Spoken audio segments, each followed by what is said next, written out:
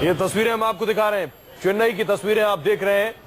तमिलनाडु की पूर्व मुख्यमंत्री जयललिता का पार्थिव शरीर, अंतिम यात्रा जो कि राजाजी हॉल से मरीना बीच तक जानी है। 1.5 से 2 किलोमीटर का ये रास्ता, हजारों लाखों की संख्या में लोग इस अंतिम यात्रा में शामिल होने के लिए पहुंचे हैं। और राजाजी हॉल में प्रधानमंत्री नरेंद्र मोदी भी श्रद्धांजलि देने के लिए पहुंचे थे। राष्ट्रपति प्रणब मुखर्जी, कांग्रेस उपाध्यक्ष राहुल गांधी, मध्य प्रदेश के मुख्यमंत्री शिवराज सिंह चौहान, पूर्व प्रधानमंत्री मनमोहन सिंह, कर्नाटक के मुख्यमंत्री सिद्धारमैया, सभी बड़ी राजनीतिक हस्तियां श्रद्धांजलि के लिए राजाजी हॉल पहुंचे थे। मरीना बीच सबसे लंबा बीच माना जाता है और इसी जगह पर जयललिता को, उनके पार्थिव शरीर को दफनाया जाना है।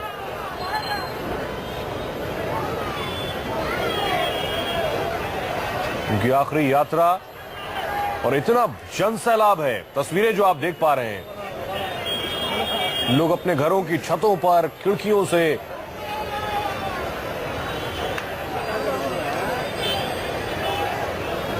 अंतिम यात्रा को देख रहे हैं। और देखिए आप, दूर तक, जहां तक आपकी नजर जाएगी, वहां तक उनके समर्थक, उनको पसंद करने वाले, और न सिर्फ समर्थक, आप कह सकते हैं उनके सियासी प्रतिद्वंदी भी इस अंतिम यात्रा में शामिल हैं। हमारे सहयोगी श्रीवत्सन चेन्नई से लगातार बने हुए हैं, जैसा कि वो बता रहे थे कि वो लोग जो जयललिता के राजनीतिक रूप से प्रतिद्वंदी हैं, सियासी विरोधी हैं, वो भी इस अंतिम यात्रा में शामिल हुए हैं। वो भी आज गमजदा हैं। शिवत्सन हमारे सहयोगी जुड़ रहे हैं। शिवत्सन, एक बहुत महत्वपूर्ण सवाल जो बहुत से लोगों के जहन में होगा, और मैंने भी कहीं पढ़ा कि जयललिता के परिवार में उनके भाई थे। 1995 में शायद उनकी मौत हुई। उसके बाद भाई की पत्नी थी, भाई की बेटी भी थी, जो शायद मिलने के लिए पहुंची थी अस्पताल, लेकिन उन्हें मिलने नहीं दिया। खानदान के बारे में कोई आया उनसे मिलने के लिए? उनसे ये दूरी आखिर बना के रखी गई है, वो खुद दूरी बनाना चाहती थी?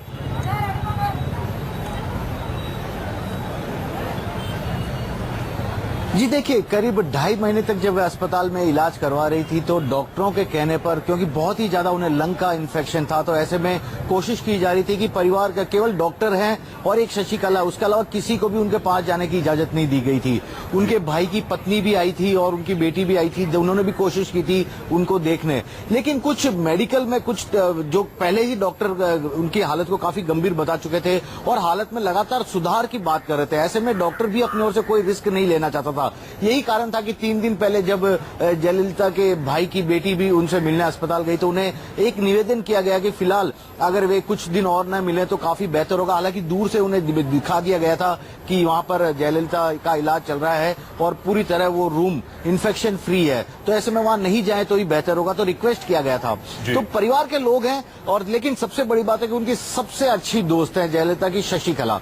उसके अलावा किसी और पर वे पारिवारिक मामलों में आंख मूंद पर भरोसा नहीं करती, उनके साथ ही रहती हैं। उन्हीं के घर में जयललिता के पोएस गार्डन का जो वेदा नीलम आवास है, वहीं पर ही वे रहती हैं।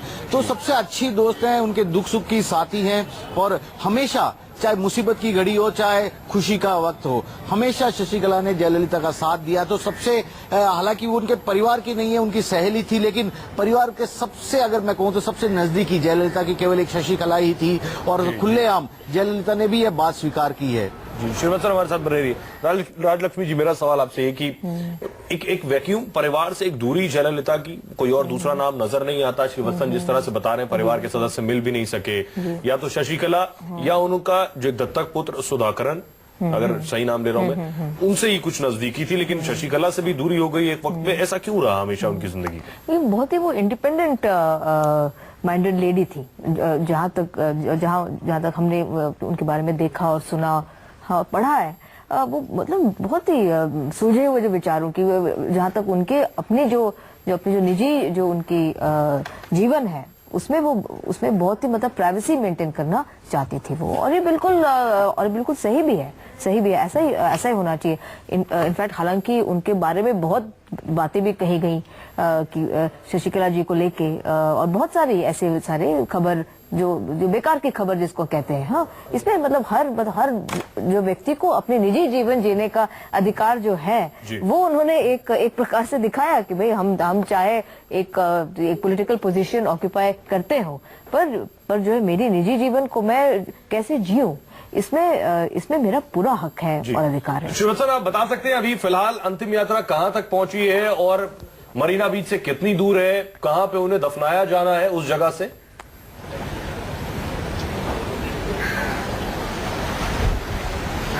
जी देखिए, ये वालजा रोड की तरफ अभी लगातार आगे बढ़ती जा रही है। चूंकि उनके समर्थकों का काफिला भी काफी ज्यादा है, वे सड़क के दोनों किनारे खड़े हैं और जैसे ही एम्बुलेंस को देख रहे हैं वे उनके आगे आगे जाने की कोशिश कर रहे हैं, क्योंकि ये समर्थक वो है जिनके भरोसे आज जयललिता का नाम भी है, राजनीति में जयललिता का कद भी है। इन्हीं समर्थकों के बूते जयललिता। अगर आप तस्वीरें दिखा सके कि आप किस जगह पर इस वक्त खड़े हैं, आपके पीछे हम काफी बड़ा जनसैलाब देख रहे हैं जो आगे की तरफ बढ़ रहा है, और वो रास्ता किस तरफ जा रहा है?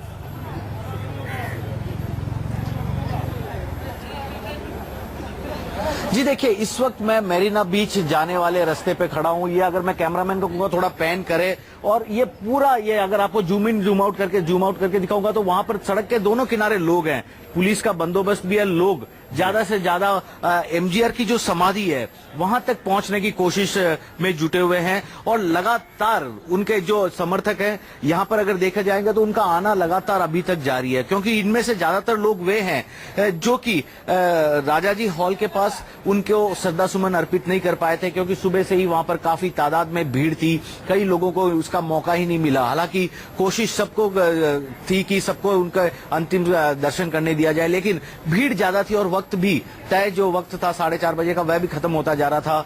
तो ऐसे में ये समर्थक यहां पर जुटे हुए हैं और इस उम्मीद में है कि कम से कम यहां तो उन्हें उनकी पुरच्ची तलेवी, यानी कि तमिलनाडु में पुरच्ची का मतलब होता है क्रांतिकारी नेता के दर्शन हो जाए, पुरच्ची तले के दर्शन हो जाए, और उसी के लिए ये लोग यहाँ पर आए हुए हैं। सबसे बड़ी बात है, इनमें से ज्यादातर लोग ऐसे हैं यहाँ पर, मैंने खुद ने इनसे बातचीत की है, इनका यह कहना कि पिछले 3 दिन से यहाँ हैं। कुछ लोग कल अपोलो में मैंने जिनसे बात की थी वे यहाँ पर भी नजर आए, यानी कि वे अभी तक सैकड़ों किलोमीटर दूर से यहाँ तक आए हैं, अब तक घर नहीं गए हैं वे लोग। अंदाजा लगाया जा सकता है कि जयललिता को कितना सम्मान देते थे, कितना मान देते थे, और जयललिता इनके लिए क्या थी। इनमें से हर एक शख्स की जेब में जयललिता की एक तस्वीर जरूर होगी। और जब मैंने इनसे जानने की कोशिश की कि वे अपने परिवार के सदस्य या किसी भगवान की तस्वीर क्यों जेब में नहीं रखते, जयललिता की तस्वीर क्यों जेब में रखते हैं, तो इनका यही कहना था कि जयललिता की एक खूबी उन्हें सबसे ज्यादा पसंद है, वह यह है कि किसी भी कठिन परिस्थिति में वह कभी डगमगाई नहीं। अकेले बूते पर उन्होंने संघर्ष किया, आगे बढ़ी और जीत हासिल की। यही कारण है कि आपके पास आएंगे, हमारे साथ तस्वीर रखते हैं तो उन्हें लगता है। हमारे साथ पॉलिटिकल एडिटर हिंदुस्तान टाइम्स के वरिष्ठ पत्रकार विनोद शर्मा जी। विनोद जी, मेरा सवाल भी आपसे ही, जो अभी श्रीवत्सन ने जो बात कही कि लोगों की जेब में जयललिता की फोटो है, महिलाएं अगर लॉकेट पहने हैं तो उसमें फोटो है, ये जो क्रेज है, ये क्रेज ऐसा क्यों तमिलनाडु में, या हम कहें दक्षिण भारत की सियासत में, या हमें उत्तर भारत की सियासत में नहीं नजर आता? ये जनता की मोहब्बत है। चे गुएवारा की अभी भी वेस्ट बिकती हैं दुनिया में जी, उसकी कैप बिकती है, क्योंकि वो एक पूरी जनरेशन के हीरो थे और आज भी बड़े लोगों के हीरो वो हैं। उसी तरह से जयललिता जिस तरह की राजनीति करती थी, व्यक्ति पूजन हमारे देश में काफी प्रचलित है। ये इतना बड़ा हुजूम आप देख रहे हैं जो ये एमजीआर के समय भी हमने देखा था, और अभी हाल ही में मतलब कुछ बरस पहले बाल ठाकरे के केस में भी हमने देखा था। अब ये तीनों बहुत जुदा व्यक्तित्व थे एक दूसरे से, लेकिन इनमें एक चीज कॉमन थी, ये राजनीति एक्सक्लूसिविज्म की करते थे।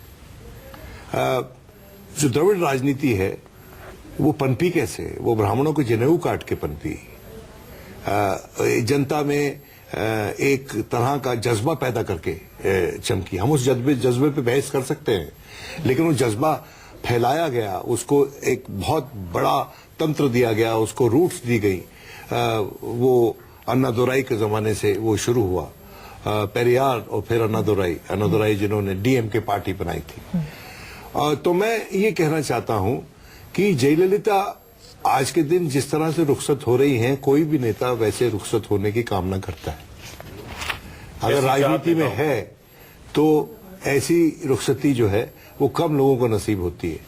लेकिन साउथ में जो प्रथा है वो इस तरह की प्रथा वो फिल्मी सितारों के साथ ज्यादा जुड़ी हुई है। अच्छा। देखिए, एमजीआर जब जिंदा हुआ करते थे तो उनकी पब्लिक मीटिंग होती थी तो उसमें बॉक्स ऑफिस लगता था, टिकट लेकर लोग जाते थे देखने, उनको सुनने। और फिर कई बार पब्लिक मीटिंग के अंत में एक बड़ा सा ड्रम लाके रख दिया जाता था पानी से भरा, और उसमें सोडा वाटर बॉटल वो आधी पी के डाल देते थे, और महिलाएं नवजात शिशुओं के साथ वहां लाइन लगा खड़ी होती थी, वो पानी छिड़कते थे, और कोई भी शब्द उनके मुंह में आता था वही उस बच्चे का नामकरण हो जाता था, वही उसका नाम पड़ जाता था। तो ऐसी जो आइकॉनिक कल्ट फिगर, मैं आइकॉनिक तो नहीं बोलूंगा, ये जो कल्ट फिगर की पॉलिटिक्स है ये साउथ में बहुत प्रचलित है। एंटी अगर होती तो फिर अमिताभ बच्चन भारत के सबसे बड़े सितारे होते, लेकिन हमारे नॉर्थ में ऐसा नहीं है। हमारे नॉर्थ में भी आइकॉनिक फिगर्स रहे हैं। मिसाल के तौर पे अगर किसी से हम कंपेयर कर सकते हैं जयललिता को, तो मायावती से कर सकते हैं। हालांकि मायावती उतनी सोफिस्टिकेशन मायावती जी में नहीं है, मायावती जी भी पढ़ी लिखी हैं, लेकिन जिस तरह की सोफिस्टिकेशन जयललिता में थी वो बिशप कॉटन स्कूल में पढ़ी थी। मैट्रिकुलेशन के बाद उनको स्कॉलरशिप ऑफर हुआ था, वो आगे ज्यादा पढ़ना चाहती थी, लेकिन उनकी माता ने उनको फिल्मों में स्थान देने की कोशिश की, और वो फिल्मों में उनको एमजीआर की सबसे पहले तो उन पे नजर पड़ी थी शिवाजी गणेशन की।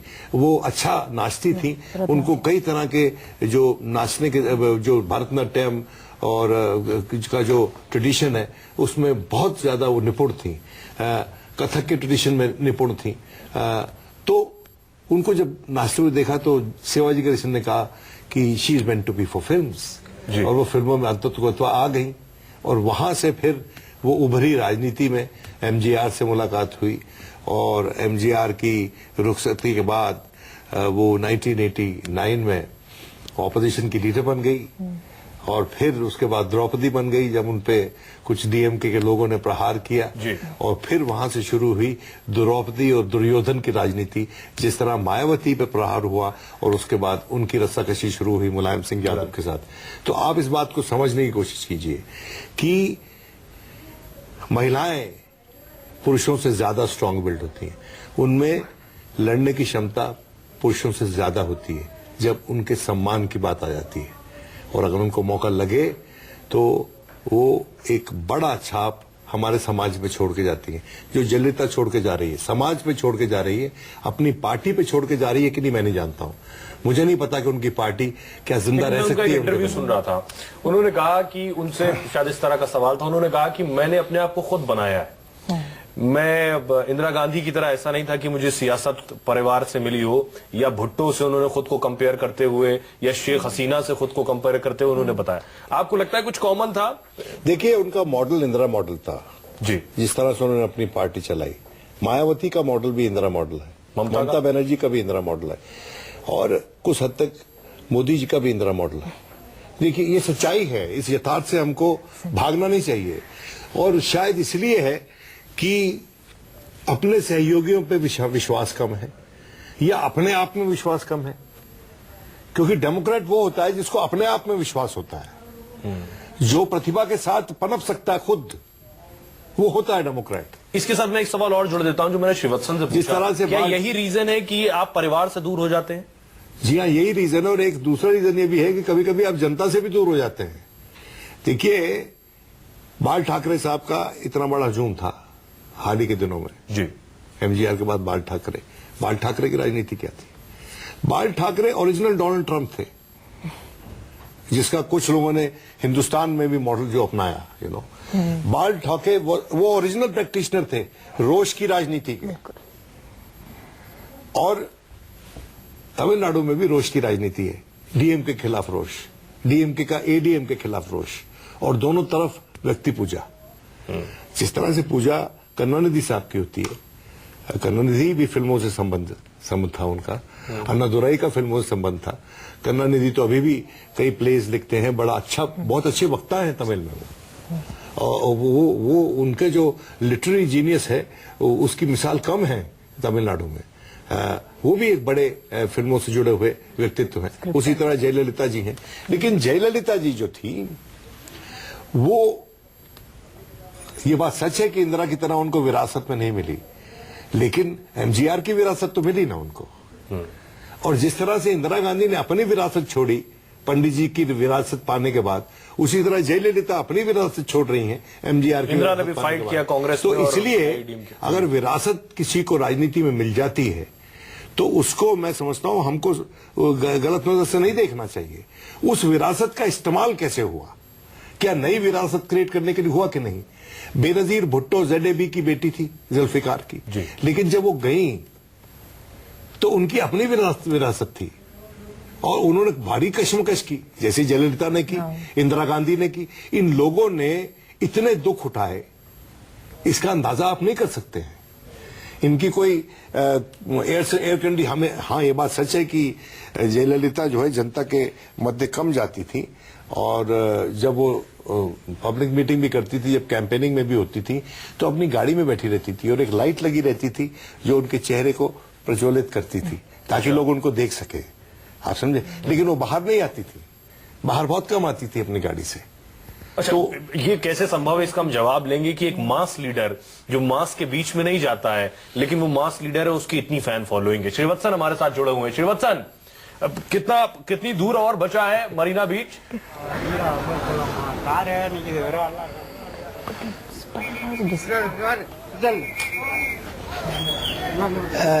जी अपना सवाल दोहराएंगे? श्रीवत्सन, कहां तक पहुंची है अंतिम यात्रा और मरीना बीच अभी यहां से कितना दूर है वो जगह जहां पे? जी देखिए, अब यहां से मुश्किल आधा किलोमीटर का रास्ता तय। जी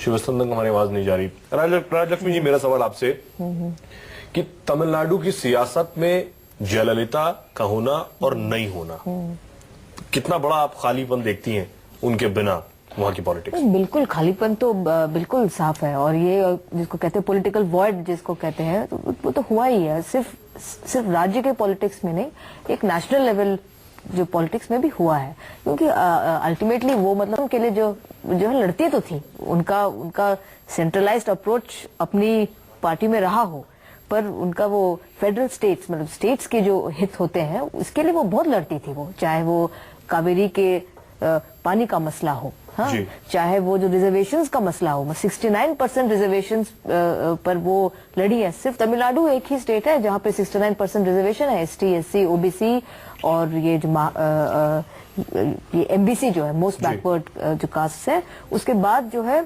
शेड्यूल कास्ट, ये बैकवर्ड कास्ट जो इनमें जो मुसलमानों में जो आया उसमें भी है रिजर्वेशन। श्रीवत्सन, क्या जानकारी मिल रही श्रीवत्सन, अंतिम यात्रा फिलहाल कहां तक पहुंची है? और MGR मेमोरियल के नजदीक खबर है कि वहां उन्हें दफनाया जाना है, उससे अभी कितनी दूर है?